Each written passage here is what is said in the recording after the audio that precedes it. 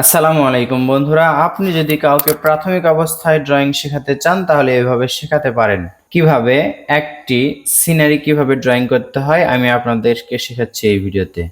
এভাবে একটি ত্রিভুজ আঁকতে বলবেন, পাশাপাশি আরো একটি ত্রিভুজ আঁকতে বলবেন। আশা করছি এই ত্রিভুজটা সবার জন্যই সহজ হবে। এদিকে একটা দাগ দিবেন, এদিকে একটা দাগ দিবেন, তাহলে এখান থেকে আবার এটা নিচের দিকে এবং এটার সাথে মিলবে। এখন এই দাগটা ডাবল হবে এবং এটার সাথে এটা মিলবে, আবার এই দাগটা ডাবল হবে।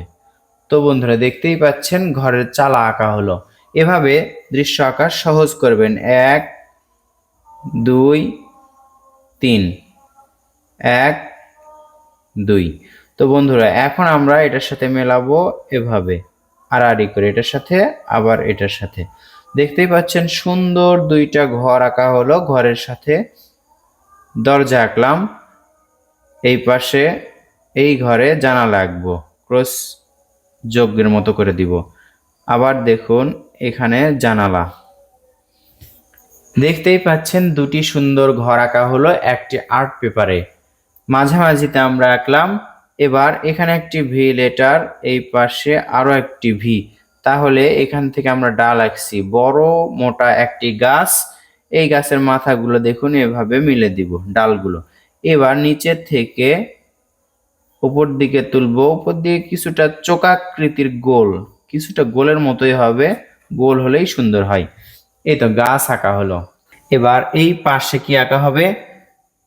এই পাশে একটি ফলের পালা বা খেরের পালা গোল আকৃতির মতো করে আঁকতে হবে। আশা করছি এভাবে আঁকতে পারবেন। উপরে একটি সোজা দাগ হবে এবং মাথায় গোল হবে। এটা হচ্ছে খেরের পালা, নিচে সোজা বা একটু ভাঁজের মতো দাগ আঁকতে হবে। দেখতেই পাচ্ছেন এভাবে আঁকলে সুন্দর লাগবে। এবার এখান থেকে উপর দিকে একটা দাগ যাবে এবং ডাবল হয়ে নিচের দিকে আসবে। এটা আমরা আঁকবো একটি তাল গাছ। তাল গাছের মাঝে এভাবে দাগ দিবেন।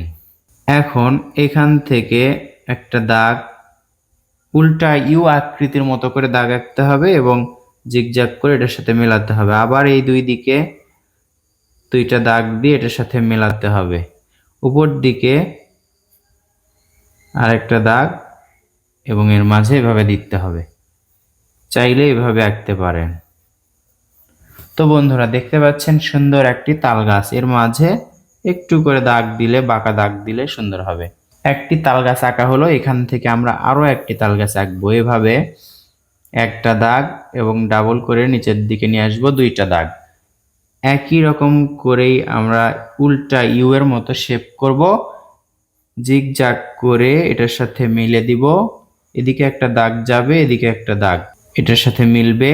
আবার উপরে দুইটা দাগ হবে, এই দাগও এভাবে জিগজ্যাগ করে মিলবে।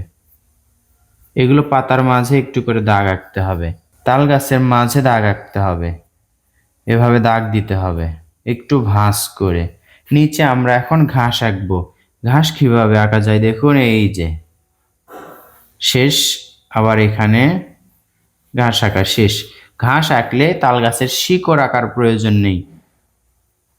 যদি ঘাসগুলো না আঁকেন তাল গাছের শিকড় আঁকতে হবে, এটা আঁকা কঠিন হবে। এবার আমরা নদীর পাড় আঁকবো।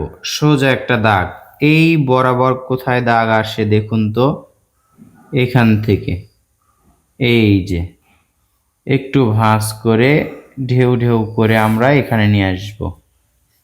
ডাবল করার প্রয়োজন নেই, আমরা ডাবল করব না। চাইলে দেখুন ডাবল কিরকম করে করতে হয়, এইভাবে যদি ডাবল করেন তাহলে পাড়গুলো উঁচু দেখাবে এবং নদীর পানির এইটুকু নিচু দেখাবে। ডাবল করা ভালো। একটা পাড় আঁকা হলো। এবার এখানে একটি নৌকা বাঁধা আছে এমনটি আঁকবো। এক পাশেরটা দেখা যাচ্ছে, ওই পাশে বাদ পড়ে থাকবে। এই তো এটুকু আঁকার পর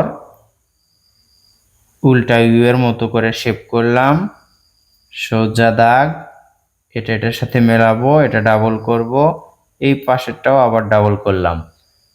মাঝের এটা কালো করে দিতে হবে রং করার সময়। এই যে দাগ আঁকলাম। এবার নিচে শুধু ঢেউ দিব, তাহলে এই নৌকার অর্ধেকটুকু আঁকা শেষ হয়ে গেল। আমাদের কষ্ট কম করা লাগলো। এখন এটা থেকে সোজা একটা দাগ এখানে মেলাবো। এটা হচ্ছে বাঁশ বা খুঁটি, এটার দ্বারা নৌকাটি বাঁধা অবস্থায় আছে। এবার আমরা কি করব দেখুন, এখান থেকে সোজা একটা দাগ টানবো। এই বরাবর কোথায় যায় দেখুন, যদি সমস্যা হয় স্কেল দিয়েও আঁকতে পারেন, হাত দিয়ে আঁকা ভালো। এটা হচ্ছে দূরের পার। এখন এই দূরের পাড়ের ওপর দিয়ে গাছপালা আঁকতে হবে।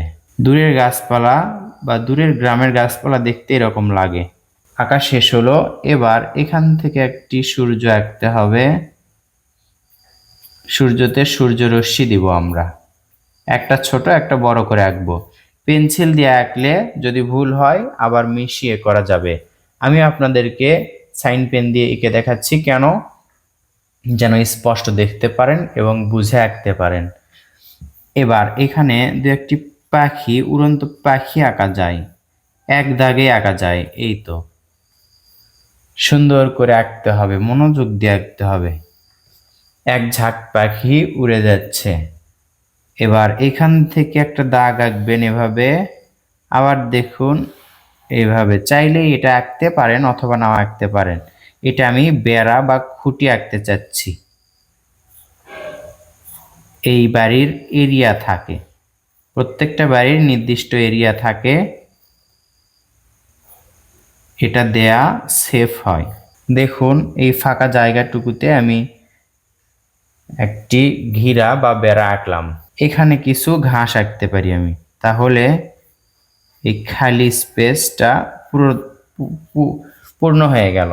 এখানে যদি একটু ফুল আঁকি তাহলে আরো সুন্দর হবে। তিনটা বৃত্ত বা গোল আঁকলাম, এবার ফুল আঁকা হচ্ছে, গোল গোল করেই ফুল আঁকা হচ্ছে। এই দাগগুলো এর সাথে এবার মেলাবো। তো বন্ধুরা দেখুন, সুন্দর একটি দৃশ্য আঁকলাম একটি সাইন পেন দিয়ে। কিভাবে আঁকলাম, শুরু থেকে যখন আঁকবেন এগুলো সহজ হয়ে যাবে। শুরু করবেন ঘর থেকে, তাহলে আস্তে আস্তে শেষটাও ভালোভাবে ফিনিশিং হবে। রং করলে সৌন্দর্য বৃদ্ধি পাবে। তো বন্ধুরা কেমন লাগলো এই ভিডিওটি দেখে, শিখতে পারলেন কিনা, আপনার দ্বারা অন্য কেউ শিখাবেন। ছোটদের ছবি আঁকার প্রতি উৎসাহী করবেন, কঠিন করে না সহজ করে শেখানোর চেষ্টা করবেন। ভালো লাগলে লাইক করুন এবং প্রয়োজনীয় ভিডিও পেতে কমেন্ট বক্সে কমেন্ট করুন। ধন্যবাদ। আসসালামু আলাইকুম।